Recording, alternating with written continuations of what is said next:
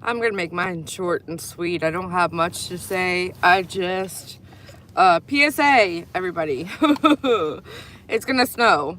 It smells like snow. It feels like snow. It's like cool, calm, crispy 10 degrees, I feel like.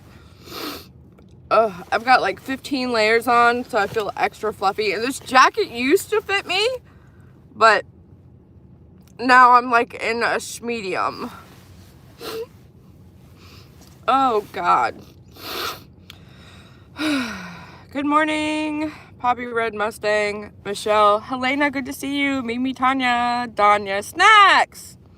Everybody loves snacks.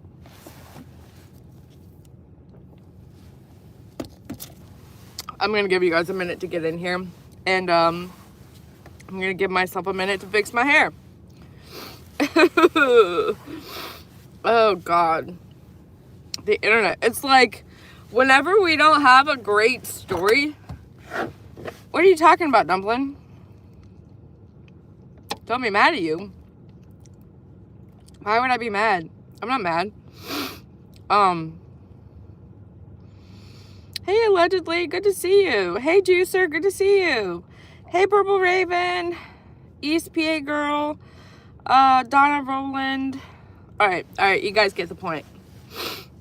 So, whenever there's not much going on as for like true crime or whatever true crime we're discussing, it's like a lot of drama starts going on. And oh my God, I haven't even woken up yet, really. But and this is nothing to do with Dumpling. This is just me. When I'm up here and it sounds like I'm like better than thou, or I'm preaching to somebody, or I'm telling someone what to do, I'm more like 99.99999% of the time I'm talking to myself, like as a PSA to myself, or like on behalf of myself. Sometimes I speak on behalf of me and my boyfriend, but for the most part he makes his own decisions. He talks for himself, I talk for myself. We're together, we live together, but you know, we're two separate people. So I've been up here for a while on the internet. I'm 42 years old. I've been up here on the internet for a minute. I've been on YouTube, I think I feel like 2011 is when I really started looking at like YouTube, conspiracy theory stuff. Like 9/11, I think, is when I really started like digging and looking for answers. But having my own Facebook and YouTube and Instagram and just my own social media, I was a late bloomer. And I always kind of like didn't really trust many people, or I don't know. And it took me, oh my God, I was watching Dolly Vision for like a year before I went in there and actually talked in a chat room. So like, I'm way different than most people. But I made my very first YouTube channel because I was blocked and hidden from a channel that I felt very passionately about and that I participated in. And then 14 whole months, Chatty Jen, thank you. Hey, Miss Judy, good morning. I'm not sure if you're the right Judy, but I believe we picked up a nice letter from a Miss Judy with a couple dollars in it. We truly appreciate you. I got my coffee actually yesterday with one of your 20s, and I appreciate you more than you know, because I'm fueled by coffee. So anyways, now that I got that out the way, so I made a channel because somebody blocked me, and I was trying to speak out against bullying. They were bullying a co-creator, and then they blocked her and completely removed her from the channel that she helped make. And so I just felt that was just completely wrong of them. I literally pulled out my stepping stool, stood on top of it, grabbed my makeshift bullhorn, and was just, I was about to freaking rage. I had made my own channel. I had a whole 100 people behind me, and you know, I went to Twitter and I was posting like hashtag boycott so-and-so, you know, the person's name. I'm not going to mention them. And I'm not really going to mention like hardly anybody today, because I feel that speaking out names gives them life. And the 103 people that are in here with me today may not have heard of the person that I'm referring to from 2018. And so if I was to sit here and say, oh, this person did me real dirty in 2018, look at that. Snacks has been here for a month. Thank you for being here, Snacks. Everybody loves the snack. But if I was to mention that person, all 115 of you would now be super duper curious. Like, human nature is, let me go find out what this person does, or let me go find out what this person is being called out for, or why this person is so bad. And so, like, I don't know the exact percentage, but at least half, in my opinion, me personally, I know I would do it, would go and take the name that I'd say and be like, oh, let me see what they're about and why this person is bitching about how terrible they are. And I've done this. Like, I've been on both sides of this, and I've done this. And so they go check them out, and then, like, half of the people that went are now following the person because they want to know exactly what it is they did, or they caught on to something that was being talked about in that person's show. And so now they've got new fans, new subs, possibly, and you've tried to tell the world about how terrible they were, and by doing that, you've shown the other person attention, you've shown the other person, you've basically gained them notoriety. And my prime example on today, as what we see every day that happens, Bullhorn Betty. Bullhorn Betty wouldn't exist if there weren't so many hate viewers. Hey Denise, good to see you. Great way to start the day. Thanks so much for being here with us. Bullhorn Betty, in my opinion, has more people that hate watch her than anyone ever. Before her, I knew of a creator, she went by Without a Crystal Ball. Same thing. Everybody hate watched her. There was like 50 channels that made money off of posting her replays. And whenever there's hate communities like that, like Bullhorn Betty Without a Crystal Ball, they have hate communities that join together and hate bond. And for me personally, it's just not about me. Like, I don't dig that type of content. Hey, Christina Renee, good morning. 2 months being here. Thank you so much for being here. If I dislike you or your content, for example, Bullhorn Betty, she screeches a lot. A lot of what she says is not actually factual information. She tends to lean towards negative, like, oh, the kid's missing, you must be dead. That type of connotation in her mindset is not, like, I don't think like she does. So for me, I don't benefit from watching any of her content. I don't really benefit from watching anyone that has hate content against her, because to me, it all just gets on my nerves. That would be like me sitting around, and I used to watch One Life to Live. Instead of One Life to Live, we got The View. It replaced One Life to Live. That would be like me sitting there watching The View, and I just can't. It's like I don't have that same mindset. I'm not like progressive, liberal, whatever they are. I don't even know. But are they locals? I heard that title, but don't know. Lolcow, the definition of a lolcow is somebody that's been on the internet a long time that makes content that doesn't get very many views. And for definition of very many views, it's all like your perspective, but they don't get the same, or like they don't get many views, but once they get showcased, they get hundreds and thousands of views. So like Burnt Toast showcases Lolcow Bullhorn Betty and makes double the views that Bullhorn Betty makes on her own channel, if that makes sense. But I found y'all because of Hunter's interview on his dad's channel, aka The Money Grab. You two were the beginning. Yeah, I know, right? It's like, but ultimately just what I'm trying to say, when you have hate bonding channels, like the set of channels that all gather together and all post about Betty, and they all hate Betty together, there's always a dark time or a period of where there's not much content. Like, let's say Betty gets sick and is not on for a week. That week is like a time in period, where everybody within that group should be very cautious of what they say, what they do. Because what I've witnessed personally, this is just something that I've witnessed, is I see them hate communities all communicating together, hanging out together. They're all friendly. Everything gets reshared within them. And then suddenly, when things get dark and boring, and Betty for some reason has a cold for the week and can't stream, they always find another person within the little group. If, like, watch it. Don't take my word for it. Like, seriously, watch it. They always find somebody within themselves, and then they start hyper focusing on the hatred towards the one person in the group they decided they no longer like. It's like, hate people, chill with hateful people, and they'll hate each other. Eventually, they all hate the one person simultaneously. It's like, I mean, why are we whispering, Madonna? Oh, God. But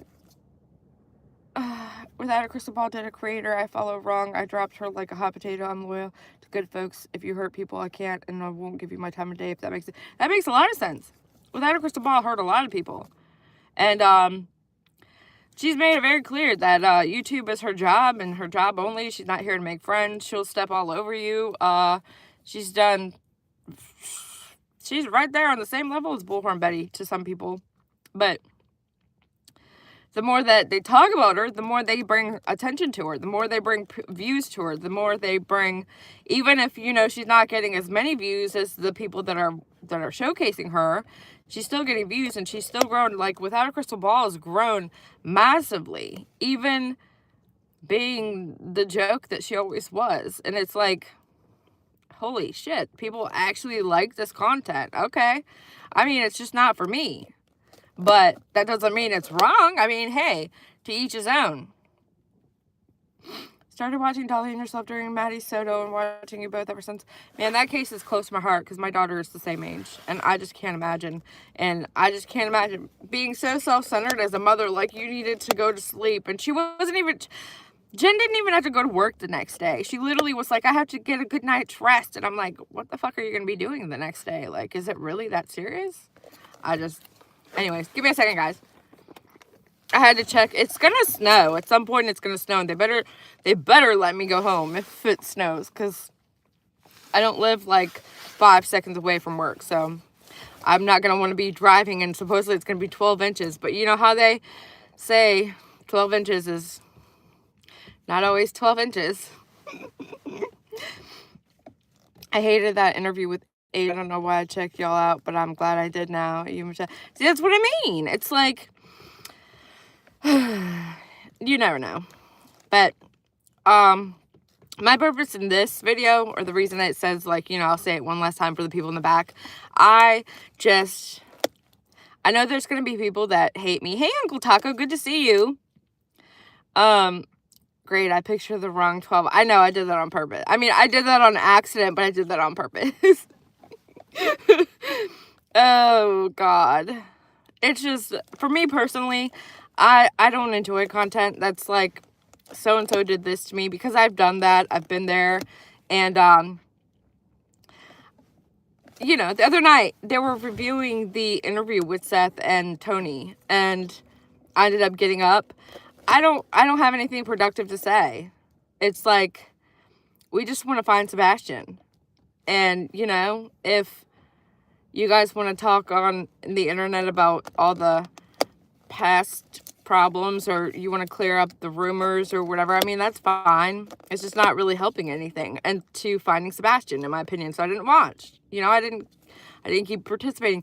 I was in bed that night like 9:45, and I think I actually went to sleep because I didn't even listen to the stream, because at this point it's like, if I don't like it, I'm not watching it. Same thing with people that post about me. It made me sick and they totally omitted me.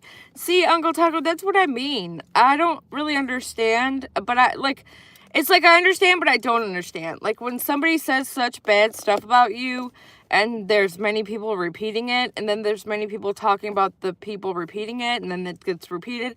You as a human, it's like human nature, you want to respond. You want to clear your name. And so a lot of what they were saying was like, hey, I want to clear my name. But the whole stream, they didn't have not one picture of Sebastian up. Like, we didn't actually discuss, like, what there is next to do about finding Sebastian. Like, we need somebody, and this is what I think of when, hey, Total Cutie, 1 month, thanks for being here. This is when I think of, though, when I think of, like, interviews that were coming up, and the one that we saw. I thought, like, we're going to have a huge platform, and we're going to be able to get more word out there and talk about Sebastian and what we're doing from here on out, and what we're planning, or if there's anything coming up, or if there's anything, you know, that the public needs to know. I get they had their issues and gripes they wanted to, you know, put on the table. I think Seth is a victim of Chris as well. I don't doubt it. I don't doubt it. But I mean, I don't know them like that. So I don't feel comfortable saying that, you know, I don't know the people like that. I wish there was more. When Tony came into the picture, when I thought spokesperson, I thought, okay, well, director of everything. Like, as a spokesperson, I thought he was going to come in and maybe get search parties set up and organized, and that he would have more of a managementorial type of say, and he would be able to, like, you know how every time there's a news event, there's a PR person in the police department that comes up and speaks and says, hey, we're doing this next, we're doing that next, we're gonna, you know, that's what I thought of when I heard the word, okay, spokesperson. But we didn't really get that. I thought they would get a lot more done. Maybe they don't have any direction. Maybe they're just at a standstill. But I just wish it would have been more focused on Sebastian. I don't think that Sebastian would be happy if he was found tomorrow and then he somehow got a hold of this interview, or somebody told him about this interview, or somebody that he doesn't know, a stranger, sees him in the street and says, you know, I seen your dad on an interview talking bad about your mom, or like, I don't know. But I'm not the judge and the jury in the execution room. People can say whatever they want to say. That's the thing. Just because I disagree with certain things doesn't mean that I'm the say-all, know-all. Like, it's their right to talk. Just like it's every single person that has a voice. It's their right to talk. I'm like, I don't know. It's like, I just don't watch it. I don't listen to it. And then, you know, when you've got that big of a platform and that big of a thing to say, you should be standing on top of the building. Like, that's what I've always said about Katie. Like, they say, you know, you never know how you react, or you never know how somebody's feeling, or what they're thinking, of what they're going through, or like, you know, her grieving process is different than my grieving process. But I'm telling you right now, every single mother that I've ever heard of, and that I know of, would literally be standing on top of their vehicle and screaming at the top of my lungs, like, where's my kid? Give me back my kid. Who has my kid? Please bring my kid home. Like, and we don't, and have never really heard that from Katie. It just, I don't know. I wish people would stop pointing fingers and figure out how to find Sebastian. Right. I know. And I mean, if we don't have much direction from law enforcement, who do we have to look to? And the FBI doesn't usually put out a reward amount of money to find a kid. So clearly they know something they're not telling us, but yet they're asking us to help find him. Like, keep a lookout. Look at your, you know, footage if you're in the area. It's like a carnival. It's worse than a carnival. I mean, we're selling popcorn at this point. And so, like, people like me think, like, what else should I do? Like, I'm not helping by participating in it anymore. And, like, my intent is to want to help. I want to help. I've always wanted to help. And it's like, am I hurting things by participating now? Because I don't have nothing nice to say at this point. I don't. But, I mean, when they're at a standstill, they're at a standstill. They've got nowhere to go. There's people in the know, LE, they're just not saying nothing to nobody. So, like, we're just all just at a standstill. But I always thought, just even discussing it in whatever they may deem as not the absolute best positive content, I always thought talking about it still was beneficial because you're still talking about it. Sebastian Wayne Drake Rogers, missing, Hendersonville, Tennessee, you know? I don't know. It's frustrating. But for me, myself, personally, I don't want to hear about stuff that's against me. Like, I just don't. Unless somebody is threatening to come to my house and they're saying my address on a live stream, or they're doing it to my boyfriend, or they're doing it about my family, I don't want to hear about it. They can say I'm a bitch all day. They can say I'm ugly. I have a 5 head. I mean, I have the tiger plate every day. Yeah, it's something, Uncle Taco. Seriously, it's just like I don't know. And I get frustrated. When I get frustrated and feel like I'm going in circles, I just stop, because it's like, if going in this circle isn't helping anything or anybody, that was me. I lost 2 jobs for no reason. I've moved to protect my family. That's what I mean. Yeah, I don't doubt it. It's hard. I can't imagine. I just wish there was some type of, like, we need some kind of sign, a direction, something from somewhere. People walking up on my house. Wow. See, and that's when you become too invested in social media. Like, if you're walking up to people's houses that are just simply mentioned in missing kids cases, I mean, shame on you. That's ridiculous. That is beyond ridiculous. They have to matter for their opinion to matter. I get it. Exactly. Bingo. That's exactly it. Because I just have so many people that, you know, every now and then they'll send me, oh, did you see this video? And oh my God, look at this video. That's a person that's big mad that I'm dating who I'm dating and they're not. Like, it's just always something just so stupid. Like, you can say whatever you want to say. We're going to, you know, swing it all the way back around to Betty. She said I was on drugs. I'm not on drugs. There's nothing to argue there. It's like a cut and dry. If, you know, we had a battle between each other or we went back and forth, it would be like, hey guys, I'm not on drugs. And then she'd go live and be like, PJ's on drugs. You could tell she's on drugs. Blah, blah, blah. I'm not on drugs. So there's nothing to argue. Plus, she has no, I don't give a fuck what she says. She can say whatever she wants to say. It's a free country. No matter for a year, it's been about Sebastian, not the players. Right. And there shouldn't be teams. That's my last thing I'm going to say. It should not be teams. For the love of God. Teams. I hate that. I hate that so much. It's like, I get it. They don't get along. And that's perfectly fine. My ex, he's whatever. I don't care what he does. Who he's with. Whatever. But I'm not going to sit here and have rallies and protest against him when I'm trying to find my kid. It's like, it's weird. But yeah, I got to run. Catch you guys on the flip side. Have a good rest of your day. Try to be kind to somebody. Is it hump day yet? I think it's hump day. It's hump day! Bicycle.